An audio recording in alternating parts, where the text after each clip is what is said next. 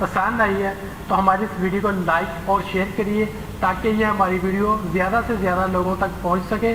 और हमारे इस चैनल को लाजमी तौर पर सब्सक्राइब करें। हमारे चैनल को सब्सक्राइब करने का तरीका ये है कि आप जब सर्च बार में हार्ट स्टूडियो चैनल लिखेंगे, हार्ट स्टूडियो चैनल लिखकर आप सर्च करेंगे तो हमारे चैनल का आइकन आपको नजर आएगा। उसको क्लिक करके आपने हमारे चैनल को सब्सक्राइब करना है, ताकि हमारी हर आने वाली नई वीडियो का आपको टाइमली नोटिफिकेशन मिलता रहे। जी, आज का हमारा लेक्चर है प्रेजेंट इंडेफिनिट टेंस। याद रखिए, किसी भी टेंस में फ़िक्रे की इंग्लिश बनाना मुश्किल नहीं होती, उस फ़िक्रे को समझना मुश्किल होता है कि ये है किस टेंस का। जब आपको ये पता चल गया कि ये किस टेंस का है तो फिर उसकी इंग्लिश बनाना कोई काम नहीं है, आपने समझना है।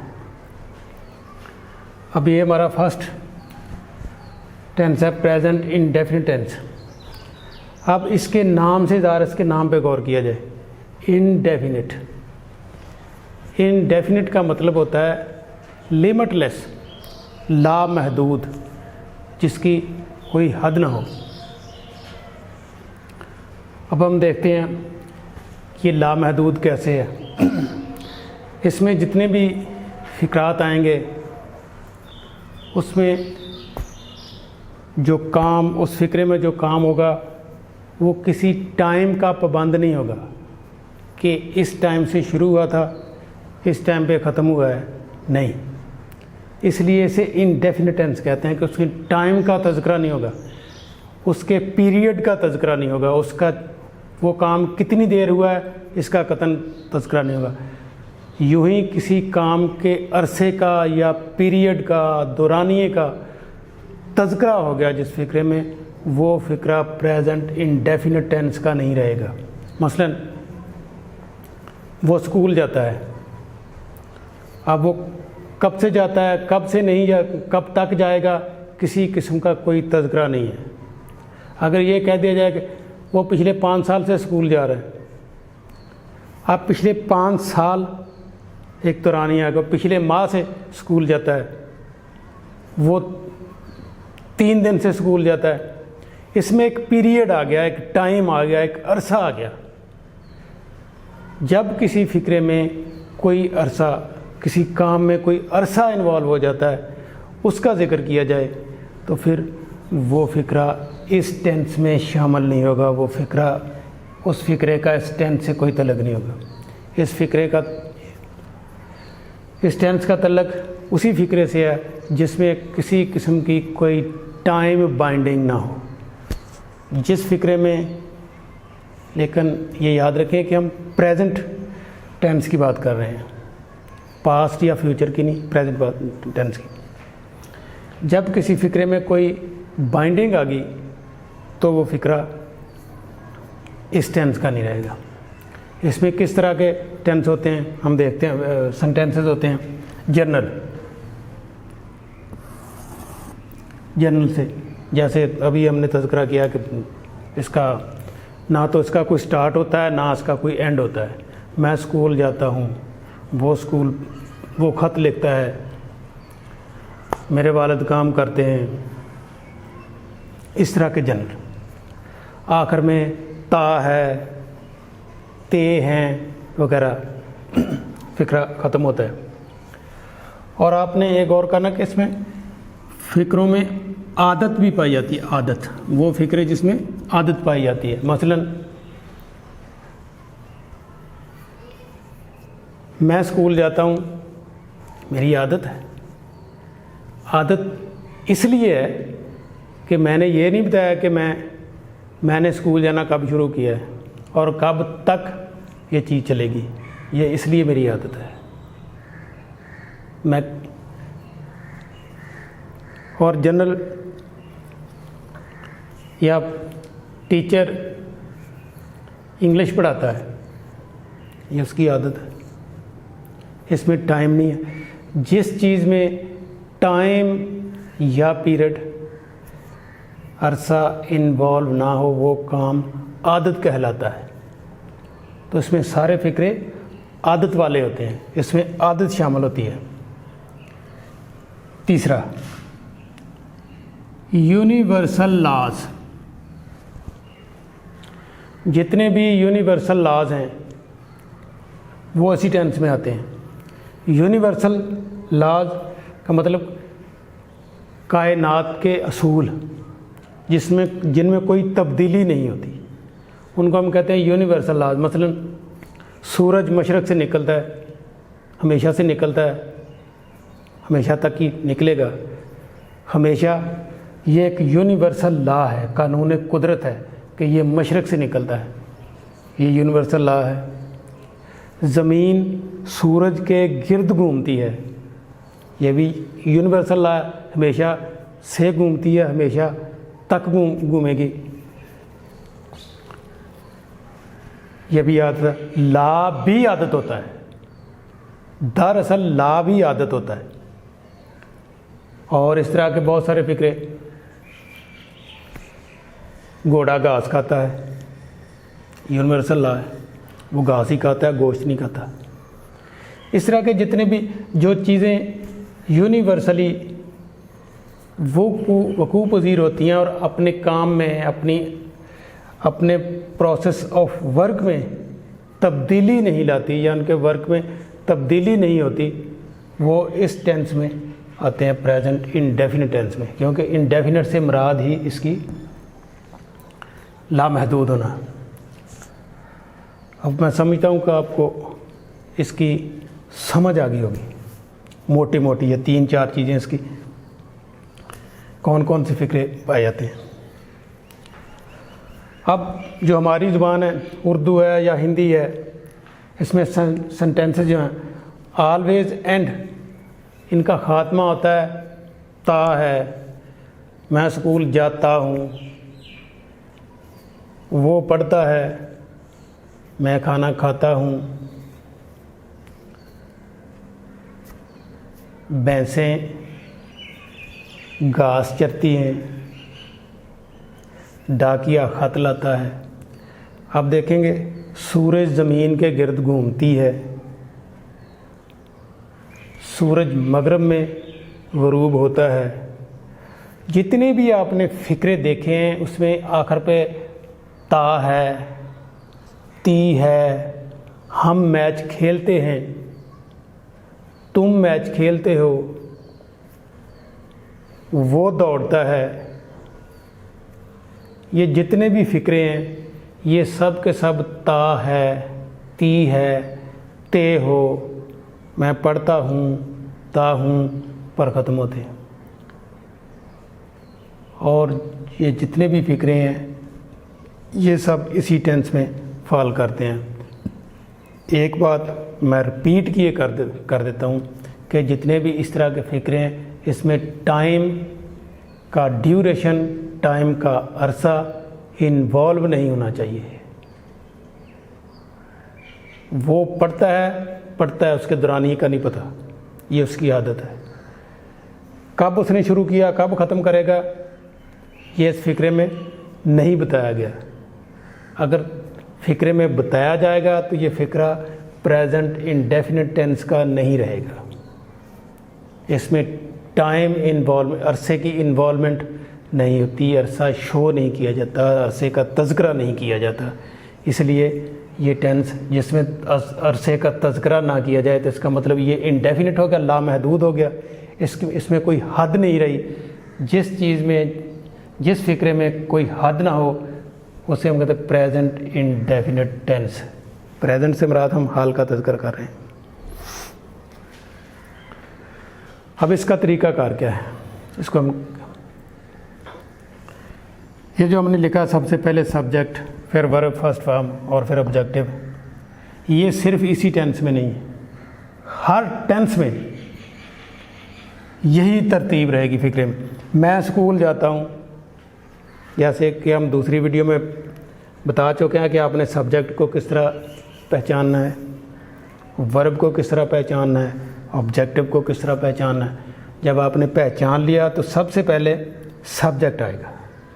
उर्दू, हिंदी, बाकी भी मोस्टली ज़बानों में सबसे पहले सब्जेक्ट ही आता है। इंग्लिश में भी सब्जेक्ट ही आता है, लेकिन उर्दू हिंदी में जो वर्ब है वो दूसरे नंबर पे नहीं आता, वो तीसरे नंबर पे आता है। दूसरे नंबर पे ऑब्जेक्टिव आता है। मसलन मैं सब्जेक्ट हो गया, स्कूल जाता हूँ, पहले स्कूल आ गया, जाता हूँ नहीं आया। वो ख़त लिखता है, वो सब्जेक्ट हो गया, ख़त ऑब्जेक्टिव हो गया, लिखना वर्ब है इसमें, वो तीसरे नंबर पे जाएगा। लेकिन इंग्लिश में सब्जेक्ट होगा, उसके बाद दूसरे नंबर पे वर्ब होगा। यानी इंग्लिश तरतीब से अगर मैं इसी फिक्रे को ये कहूँ कि मैं स्कूल जाता हूँ, ये उर्दू हो गया, हिंदी हो गया। अगर मैं ये कहूँ मैं जाता हूँ स्कूल, तो ये इसकी इंग्लिश तरतीब है। मैं जाता हूँ स्कूल, ये इसकी इंग्लिश तरतीब है, अरेंजमेंट है। इंग्लिश में सबसे पहले सब्जेक्ट, उसके बाद वर्ब, तीसरे नंबर पे ऑब्जेक्ट आना है। ये याद रखना है। सारी इंग्लिश में, सारे टेंसेस में तरतीब सेंटेंसेस की यही होगी, सब्जेक्ट, वर्ब, ऑब्जेक्ट।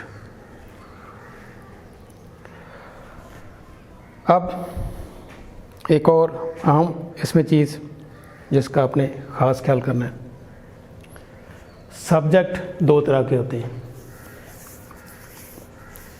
बल्कि तीन तरह के आप कह लें। एक तो सब्जेक्ट सिंगल होगा, मतलब मैं, वो, अमजद, सलीम, इस तरह के नाम, ये सिंगल हो गया। सब्जेक्ट जमा भी होता है, हम मैच खेलते हैं, हम स्कूल जाते हैं, हम गाना गाते हैं, ये है जमा ज़्यादा। तुम स्कूल जाते हो, तुम खेलते हो, ये भी जमा है, ज़्यादा है। जो सिंगल सब्जेक्ट है, सवाए आई के, जो सिंगल सब्जेक्ट है, आई को निकालकर सवाए आई के आपने क्या करना है, जो वर्ब है ना, उसकी जो फर्स्ट फॉर्म है उसके साथ आपने एस या ई एस का इजाफा करना है आखिर पे। वो हम देखते हैं, यूँ अभी हम जाते हैं स्क्रीन पे, यहाँ जगह थोड़ी है, तो स्क्रीन पे वजाहत के साथ हम फ़िक्रों को ट्रांसलेट भी करेंगे। फिर वो किस तरह करना है, वर्ब किस तरह रखना है, ऑब्जेक्ट कहाँ रखना है, अभी हम स्क्रीन पे जाते हैं तो वहाँ हम इसको डिस्कस करते हैं। जो वर्ब है उसकी फर्स्ट फॉर्म के साथ एस या ई एस लगेगा अगर सब्जेक्ट आपका सिंगल है आई के अलावा। अदरवाइज सब्जेक्ट प्लस वर्ब की फर्स्ट फॉर्म, उसके बाद आपका ऑब्जेक्ट आ गया। मैं स्कूल जाता हूँ, आई, वर्ब जाने की इंग्लिश गो आ गया, go to, object school, school आ गया।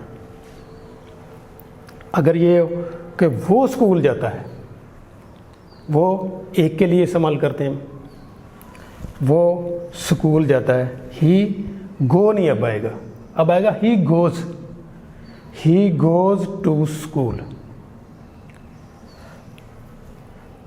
अकरम स्कूल जाता है, अकरम सिंगल है, अकरम गोज़ टू स्कूल। वो स्कूल जाती है, शी गोज़ टू स्कूल। हम स्कूल जाते हैं, जमा आ गया, वी गोज़ टू स्कूल नहीं होगा, वी गो टू स्कूल। तुम स्कूल जाते हो, यू गो टू स्कूल।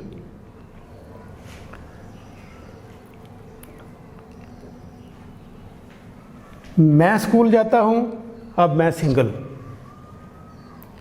यहाँ जैसे कि हमने पहले आपको बताया कि आई के अलावा, आई के साथ एस या ई एस का इजाफा नहीं होना।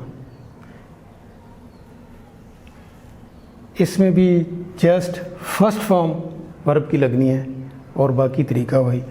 आई go to school, I goes to school नहीं होगा, आई गो टू स्कूल। आई के अलावा बाकी आपके जितने भी सिंगल सब्जेक्ट हैं उसके साथ एस या ईएस का इजाफा होना है वर्ब की फर्स्ट फॉर्म के साथ। यह भी हम देखते हैं, स्क्रीन पे जाते हैं तो आपको बहुत अच्छी तरह इनका पता चल जाएगा, एस और ईएस का इस्तेमाल। अब ये ही इस टेंस की मोटी मोटी बातें थी, इनको अपने याद रखना है और कुछ ज़्यादा मुश्किल नहीं है। दोबारा सिंपल सा रिपीट कर लेते हैं। लामहदूद, इसका मतलब है टाइम लिमिट नहीं होती फ़िक्रात में, जनरल फ़िक्रे होते हैं, आदत पाई जाती है। यूनिवर्सल लाज होते हैं, तो जो हमेशा होता है इसमें, जिसमें हद नहीं होती। फ़िक्रात के आखिर में ता है, ती है, ते हो, ता हूँ, इस तरह के फ़िक्रा इस चीज़ पे ख़त्म होता है, लेकिन एक शर्त होती है कि उसके टाइम का तज़किरा ना हो। अगर टाइम का तज़किरा आ गया तो फिर ता है, ती हूँ की अहमियत ख़त्म हो जाएगी। फिर वो अपने टेंस के मुताबिक ट्रांसलेट होगा। अपना टेंस उसका जो भी बनेगा वो बने, प्रेजेंट इंडेफिनिट टेंस नहीं होगा। वो प्रेजेंट इंडेफिनिट टेंस में अरसे का, पीरियड का जो काम हो रहा है उसका तज़किरा नहीं होगा। यही इसकी बड़ी मेन निशानी। आइए अब हम चलते हैं स्क्रीन पे, इन फ़िक्रात को करके देखते हैं कि ये किस तरह होंगे। Let us start the translation of the sentences. अब देखें, मैं फुटबॉल खेलता हूँ, इसका क्या करेंगे? इसका सब्जेक्ट क्या है? आई।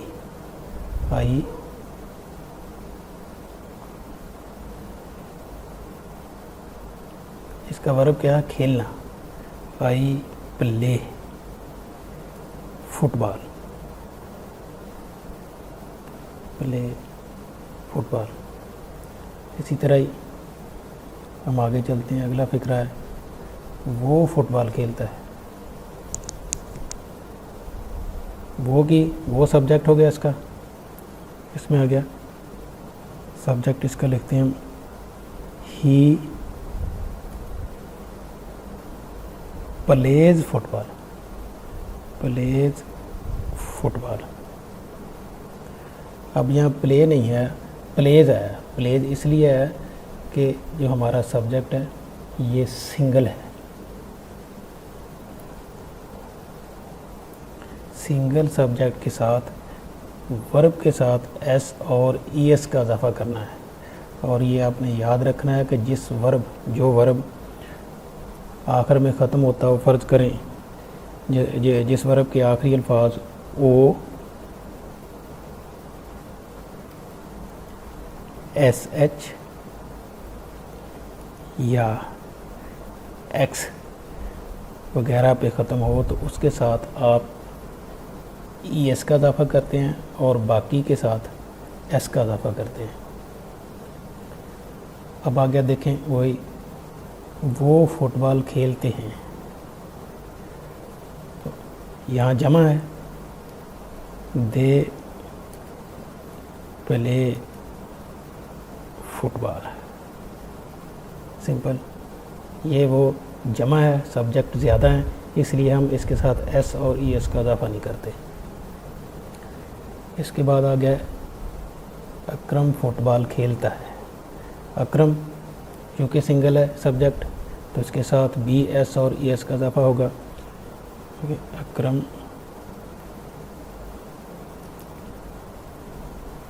Pledge football,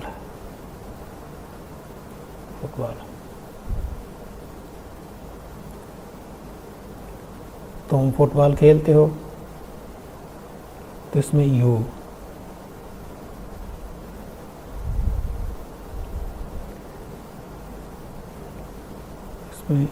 you play football. You हमेशा प्लूरल सब्जेक्ट होता है और आपने हमेशा यू के साथ यू को प्लूरल समझना है, इसे जमा समझना है और इसके साथ एस और ईएस का इजाफा नहीं होता। इसके बाद हमारा सब्जेक्ट फिर प्लूरल है। लड़कियां गीत गाती हैं। दी गर्ल्स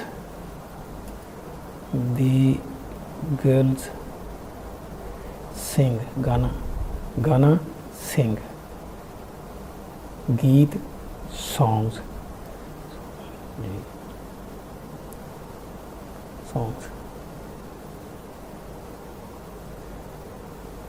इसके बाद वो कपड़े धोती है।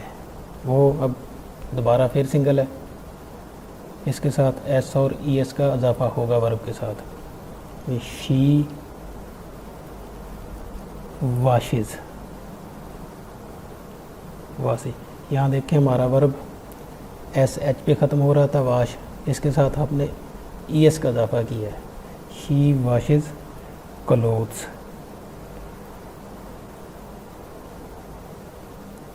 साथ साथ आपने फ़िक्रों के ये देखते जाना कि ये सारे फ़िक्रे ती है, ते हो, ते हैं पे ख़त्म हो रहे हैं सारे। तुम अच्छी किताबें पढ़ते हो। और फिर हमारा सब्जेक्ट प्लूरल है, जमा का है। इसके साथ आपने एस और ई एस का इजाफा नहीं करना। You play football, oh sorry you, यहाँ आएगा यू रीड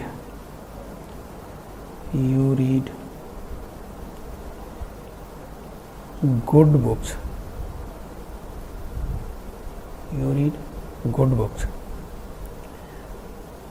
अब आपने गुड बुक्स से पहले क्यों लगाया है, इस पर हमारा एक अलहदा लेक्चर भी मौजूद है।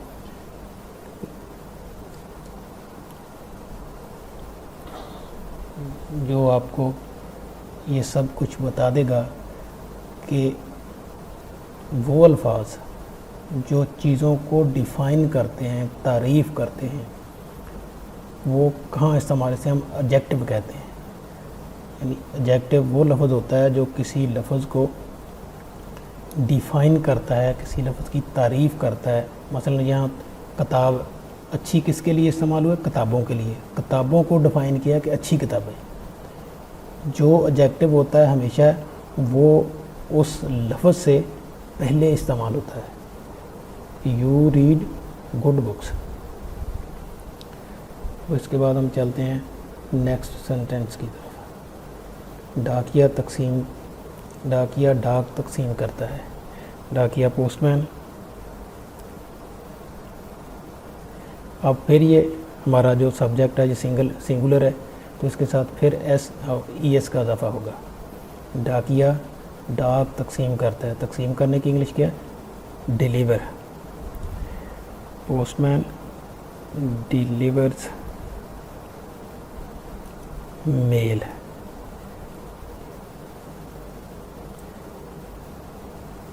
इसके बाद हमारा वर्ब आ गया। ज़मीन सूरज के गिर्द घूमती है, ये भी सिंगल। इसका सब्जेक्ट ज़मीन है और ये सिंगुलर है। इसके साथ भी एस और ई एस का इजाफा होगा। The earth moves around, UND, around the sun. आपने यहाँ फिर एक चीज़ नोट की होगी कि यहाँ अराउंड लिखा हुआ है। अराउंड ज़ाहिर कर रहा है कि किस चीज़ के गिर्द, सूरज के गिर्द। सूरज को डिफाइन कर रहा है कि सूरज के गिर्द घूमती है, इसलिए अराउंड सूरज से पहले आया है।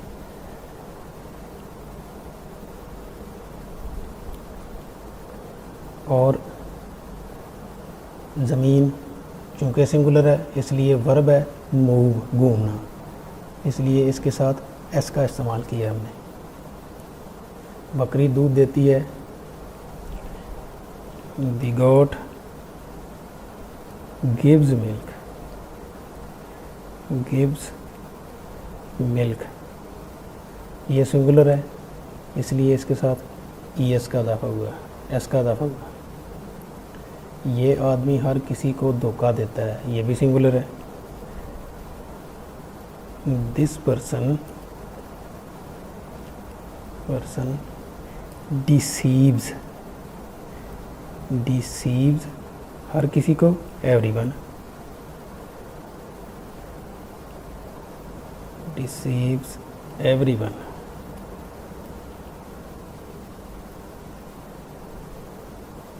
दो और दो चार होते हैं, यहाँ हमारे सब्जेक्ट जमा हो गया, दो और फिर दो चार होते हैं, दो सब्जेक्ट हो गए, दो सब्जेक्ट है जमा है, इसके साथ हम एस और ई एस का इजाफा नहीं करते। Two and two make four.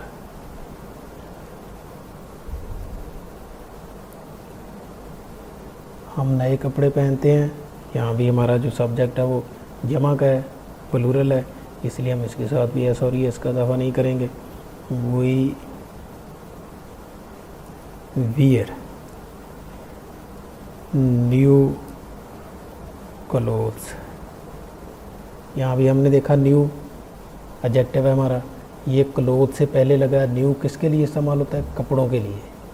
ये कपड़ों के लिए इस्तेमाल हुआ है क्योंकि नए का जो लफ्ज़ न्यू है ये ना तो इसका तल्लक हमसे है ना और इसका तल्लक पहनने से है, इसका तल्लक है कपड़ों से, लिहाजा ये कपड़ों से पहले इस्तेमाल होगा। ये हमारा एडजेक्टिव है, we wear new clothes.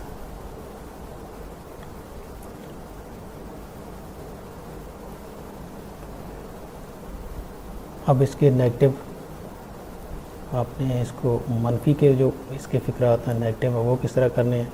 Very simple है। आपने यहाँ मैं फ़ुटबॉल नहीं खेलता हूँ, वही पहले वाला फ़िक्रा, अब इसको नेगेटिव करना। आई आपने इसमें इस्तेमाल करना है डू नॉट और डज नॉट का इस्तेमाल। अब ये बहुत आसान है समझना कि डू नॉट वहाँ लगेगा, यहाँ सब्जेक्ट प्लूरल था, यहाँ सब्जेक्ट हमारा जमा था, और जहाँ हम ई एस और ई एस का इजाफा करते थे उस सब्जेक्ट के साथ हमारा डज इस्तेमाल होगा, और यहाँ एस और ई एस का इजाफा नहीं करते थे वहाँ इस्तेमाल होगा डू। मैं फ़ुटबॉल नहीं खेलता हूँ, लिहाजा यहाँ मैं आई के साथ एस और ई एस का इजाफा नहीं किया जाता, लिहाजा यहाँ हम करेंगे I do not, I do not play football.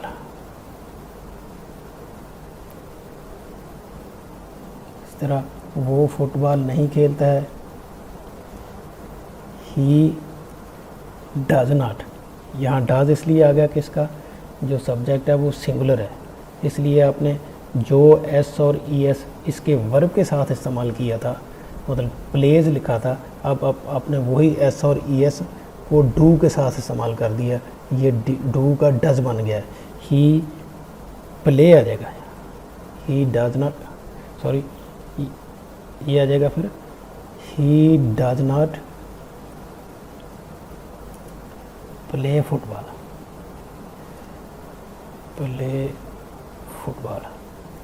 यहाँ आपने देखा कि यहाँ सिंगुलर सब्जेक्ट था, यहाँ हमने वो एस और ई एस जो हमने प्ले के साथ इस्तेमाल किया था वो हमने डू के साथ इस्तेमाल कर दिया और डू का डज बन गया, लिहाजा प्ले उसी तरह अपनी पहली फॉर्म में सिंपल प्ले ही आएगा, और अब इसमें एस और ई एस का इजाफा नहीं हुआ क्योंकि वो हमने एस और ई एस को डू के साथ इस्तेमाल कर दिया। तो he does not play football, वो फुटबॉल नहीं खेलते हैं। सिंपल दे डू नॉट, क्योंकि जमा है यहाँ डू लगेगा, they do not play football.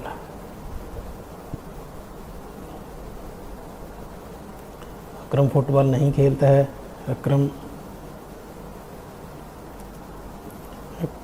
Does not आएगा, अकरम डज नॉट प्ले फुटबॉल। तुम फुटबॉल नहीं खेलते हो, you do not play football. का यू जमा है, इसलिए हम इसके साथ एस और एस का इजाफा नहीं करते, लिहाजा यहाँ भी डू लगेगा, डज नहीं लगेगा।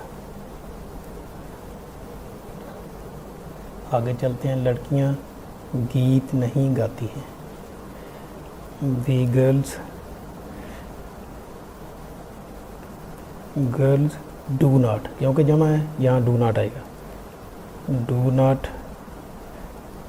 Sing songs.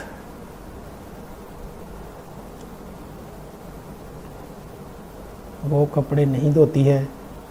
She does not, यहाँ डज आ जाएगा क्योंकि इसका सब्जेक्ट सिंगल है, शी एक है।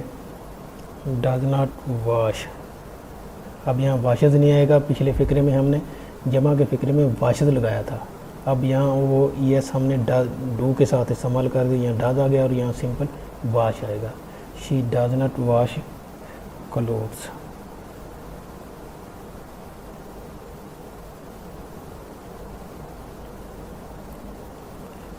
तुम अच्छी किताबें नहीं पढ़ते। You do not read good books.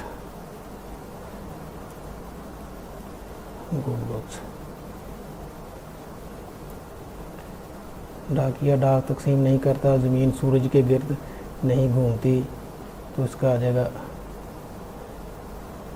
The earth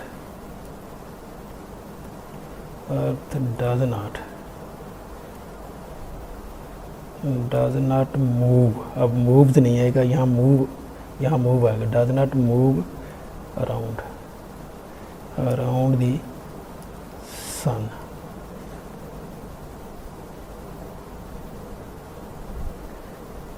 ये आदमी हर किसी को धोखा नहीं देता। This man does not deceive everyone. Single subject है, दो और दो चार नहीं होते। टू एंड टू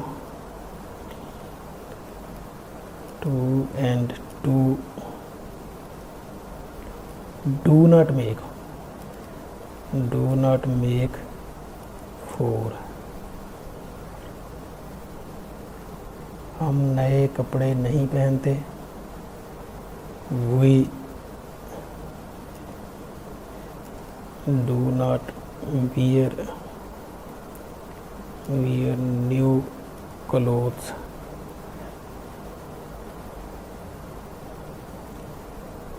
अब आगे सवालिया फ़िक्रे हमने किस तरह करने हैं। सवालिया का वेरी सिंपल है, आपने इसमें डू और डज को फ़िक्रे के स्टार्ट में लगा देना है, सब्जेक्ट से भी पहले। डू वहाँ आएगा, यहाँ सब्जेक्ट आपका प्लूरल होगा, जमा होगा, मतलब ज़्यादा काम करने वाले होंगे। और डज वहाँ आएगा, यहाँ सब्जेक्ट सिंगल होगा आई के अलावा, वहाँ आपने डज लगा देना शुरू में और दूसरों पे डू, और बाकी फ़िक्रा उसी तरह आपने उसी तरतीब से कर देना। क्या मैं फ़ुटबॉल खेलता हूँ। Do I play football.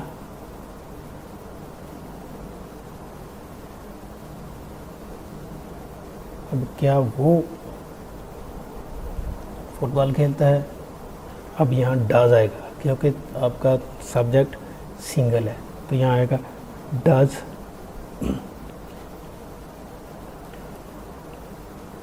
Does he play football.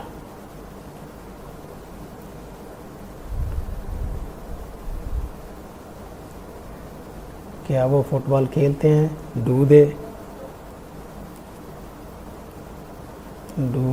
Play football.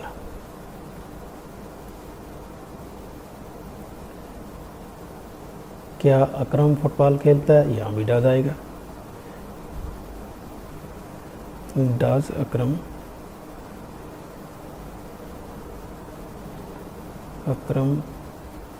Play football.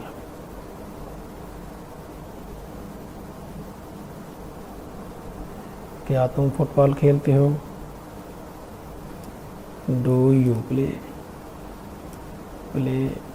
Football. हमने एक ही तरह के फ़िक्रों को हर कैटेगरी में रखा है ताकि आपको ज़्यादा समझ लग जाए कि ये फ़िक्रा जब आप पॉजिटिव था तो किस तरह था, ये फ़िक्रा नेगेटिव था तो किस तरह था, ये फ़िक्रा सवालिया है तो किस तरह होगा। अब हम इसी तरह आगे चलते हैं। क्या वो कपड़े धोती है, ये देख लेते हैं।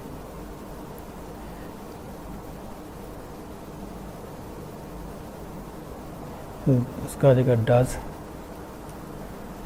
She wash clothes.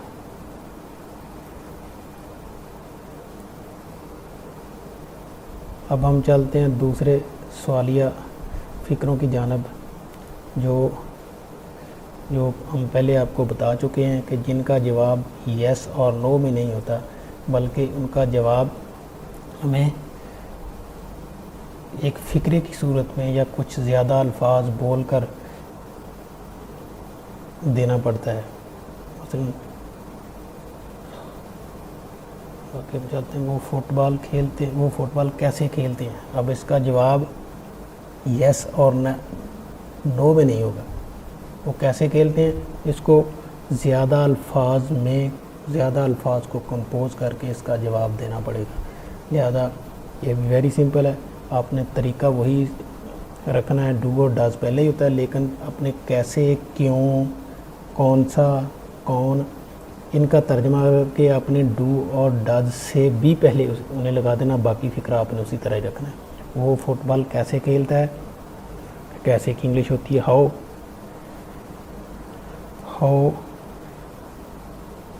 इसके साथ हमने डज का इस्तेमाल करना है क्योंकि सिंगल है, तो हाउ डज। इसके बाद सब्जेक्ट उसी तरह वही तरतीब, how does he play football. इसी तरह ये हम देख रहे हैं कि अकरम फुटबॉल क्यों खेलता है, यहाँ हमने क्यों का तर्जमा कर लेना है, बाकी फ़िक्रा उसी तरह चलेगा। Why does Akram play football. तुम फुटबॉल क्यों खेलते हो, यहाँ फिर हमने क्यों का तर्जमा कर लेना है। Why do you play football.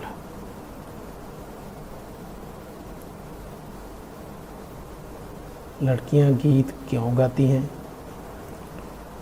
Y the girls why do the girls sing songs. कपड़े कौन धोती है,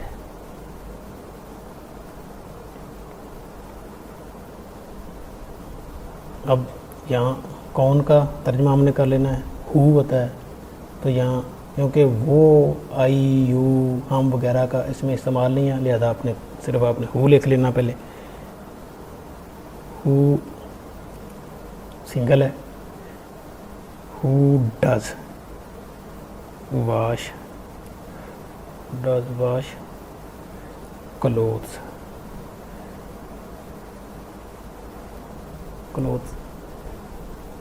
तुम कौन सी अच्छी किताबें पढ़ते हो,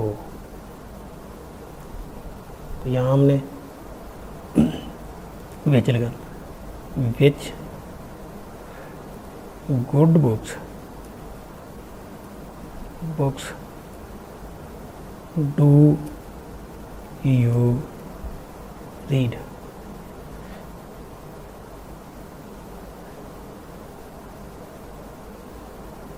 डू यू रीड, यह हमने अलग कर दिया। डाकिया डाक कब तकसीम करता है, ये आप देख रहे हैं। दी पोस्टमैन एक है, लिहाजा यहाँ कब का हमने तर्जुमा करना है। कब की इंग्लिश होती है व्हेन, तो व्हेन डज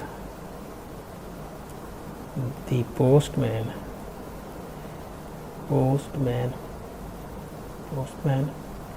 डिलीवर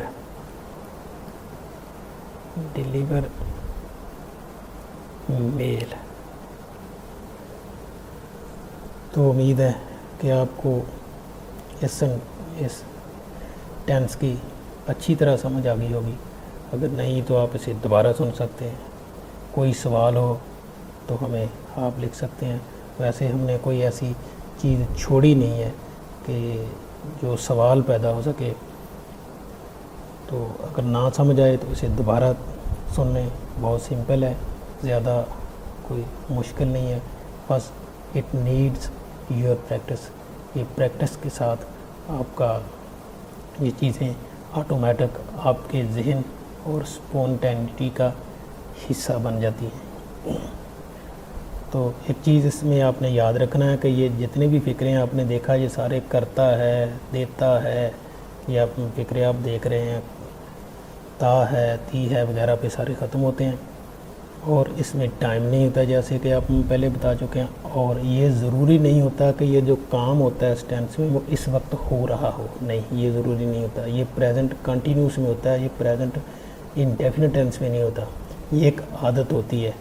मसलन डाकिया डाक तकसीम करता है, ठीक है, डाकिया डाक तो तकसीम करता है, लेकिन सपोज करें कि इस वक्त रात के 10 बजे है, तो मैं कह रहा हूँ जी डाकिया डाक तकसीम करता है, तो डाकिया तो वैसे बेचारा सो रहा होगा, क्योंकि इस वक्त वो डाक नहीं तकसीम कर रहा है, उसका काम है, उसकी आदत है, ये जर्नल उसका जॉब है, ये जनरल सेंटेंस है उसके बारे में। इसलिए ये चीज़ें इस टेंस में वो फ़िक्रे आते हैं, ये इसके साथ शर्त नहीं होती कि वो इस वक्त काम कर रहा है या नहीं कर रहा है। ये हो सकता है ये फ़िक्रा सुबह 10 बजे बोला जाए तो हो सकता है वो कर रहा हो सकता है ना कर रहा हो, ये ज़रूरी, लेकिन उसका काम डाक तकसीम करना है, इसलिए ये उसकी आदत है। वो इस वक्त डाक तकसीम कर रहा है या नहीं कर रहा है ये ज़रूरी नहीं होता। आपने इस टेंस को अच्छी तरह समझ लिया होगा और उम्मीद है अगर किसी किस्म का हमने बल्कि बहुत तफसील से तमाम फ़िक्रे भी कर लिए, अगर किसी चीज़ की समझ ना लगे तो दोबारा आप इस लेक्चर को सुन सकते हैं। बार बार सुनेंगे तो आपको उम्मीद है कि ये टेंस आपका क्लियर हो जाएगा और आपको कभी भी नहीं भूलेगा। इसी तरह हम नेक्स्ट जो टेंसेज हैं उनको भी इसी तरह ही करेंगे। ये हमने टेंस काफ़ी तफसील से कर लिया है।